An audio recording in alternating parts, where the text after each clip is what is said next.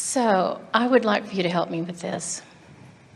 I have a grandson who's 9, and I like to hear Esther speak about her grandchildren and how just being with them, that takes you into the vortex, which does for me with him.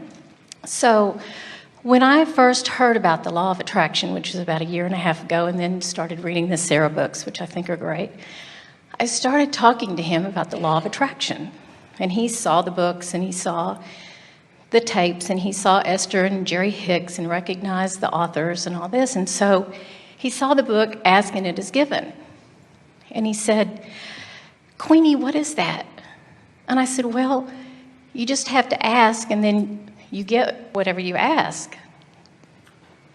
So he goes, "Great." And he comes up with these wild things about asking. And he said, and so if I want to go to a building and be a superhero and jump off the building, can I do that? And I said, "I'm going to have to get back with you on this." And I said, "I'm going to ask Abraham how to tell you about this." It's really wonderful to hear it from a little one, and to recognize that even in his really early exposure to life, he already can feel the wildness. You used the word wild, but he can feel the extremeness in what he's asking about, sort of testing a little bit. The correct answer, and we're going to fill this all in for you, but the correct answer always is, when you want something, when you want an outcome and you expect the outcome, then it comes about. So ask and it is given, or expect and it is given, those words are interchangeable.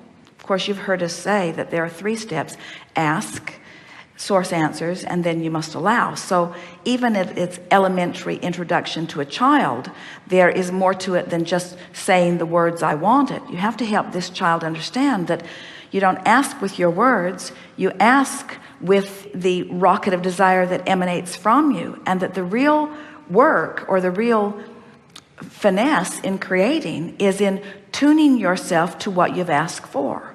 So to put it in child's terms, which it's a wonderful thing to do because everyone understands basics better if they are broken down in simple terms. So if we were visiting with this little one, we would say, "What do you think would happen if you were to jump off a building?" And he might say, "Well, I would just fly away." But then you say, "But you've seen enough of life. What do you think would happen? What do you think would happen if that bird jumped off the building?" "Well, I think the bird would fly away." And so then you could say, "Well, then you've come to expect that bird to fly because that bird flies. But what do you think would happen if you jumped off that building without any bird wings? What do you think would happen?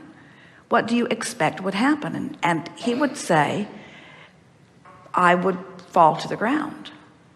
And then you could say, that's what expectation is. Expectation is what we've come to think will happen under these conditions. And then say to him, that's what I'm working to change. I'm working to find different expectations. I'm working to see it as I want it to be. But I'm not trying to stretch it so far that I can't believe it. So I start with things that I can believe. Like, say to him, there was a time when man wanted to fly and didn't believe he could. People rode trains and they rode horses and they even had automobiles, but there was a lot that was going on before we were flying in the sky. We came to expect it, and there will be a time when individuals will be able to propel themselves around. In other words, there will be a time when you can strap something that helps you expect it more. You can soar like the hang gliders off the cliffs in California and so forth. But it is important that expectation be in place before you offer any action. If you don't expect it, then you shouldn't go forward with the action. So the Sarah books, that's an interesting thing, because Sarah is flying with Solomon. But the book is very clear, and the second one more so, and the third one more so, and the fourth one, which you haven't read yet, even more so, that the actual flying at this point for those children is an out-of-body experience. In other words, they are not taking their physical bodies. Sarah is out there flying in her nightgown in the middle of the night, recognizing that she is not cold. Solomon is very clear with her that it is a vibrational thing that is going on, not a physical thing. There have been parents that have said, well, I'm worried about my children. Now they've read the Sarah books, they might just jump off a building.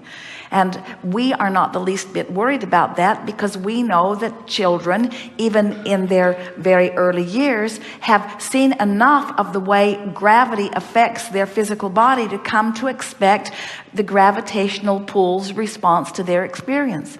Words don't teach, it is life experience that teaches. So now let's come back further to the really important details of this question. So this 9-year-old is now asking, take us back to the place about, you said I couldn't have such and such, or you said I couldn't do that. I can't remember the exact. It was like another time he said, oh, so if I want $1 million in the bank, then I can have that tomorrow.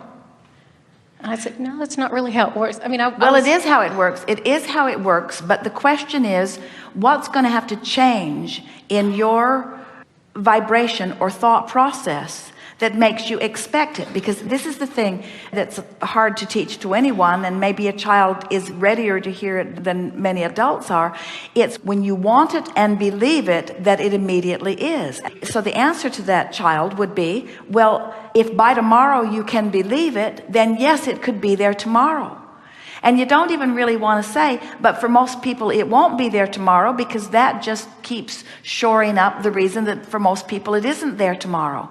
So it's an interesting thing when we say you can be or do or have anything that you want. We're not kidding you. There are no limitations, but the rules always apply. You must want it and offer no consistent thought that opposes it. And so that's the thing that you want to say to the child when you want it and believe it. It's the expectation. So let's go back to the basics of the questions, because you came for clarification. Ask us the questions just singularly as they came. That he asked me? Yes. Can I be on top of a large building and be a superhero and fly off the building? Yes, I believe that you can. And I don't recommend that you take the jump until you know that you're in absolute alignment with that thought. Okay. Now, we're going to give you more. The answer has to be yes, because all things are possible. But don't do it until you're sure you're in alignment with your desire. Take it further. There are many things that man didn't believe that he could do that now he can do. But thought alignment has to come into place first. Start with the little things. That's what I'm doing, say. That's what I'm doing. I'm starting with the little things, because it's discovering what I believe. If a person wonders if they can do it and jumps off to find out, they crash to the bottom. If a person knows they can before they jump, they have prepared themselves with all things necessary to have the successful outcome. It's all about what we come to expect. And that's what life is so much fun about, coming to expect. In other words, I would expect you to do that if you jumped off with a parachute. I would expect you to do it if you jumped off with an airplane. I would expect you to do it if you jumped off with wings. But if you jumped off without any of those things, it would be hard for me to expect you to do it. So I don't even want to think about that, you see. In other words, what you're trying to do, and this is such a significant conversation that we're having, because what you're saying is there's a generation coming up that are coming to believe. They were born believing things that I still can't believe. Look at what's going on in technology. There are children born believing things that people living on the planet still can't fathom, even though they've already become reality. So we're talking about that generation gap, but we're really talking about a vibrational gap. So the comfortable answer is all things are possible. But I've come to the place that I don't offer any action until I understand with everything that I am that what I want and what I believe are in exactly the same place. So I never jump off a building until I know unequivocally that I will have the successful landing that I'm shooting for.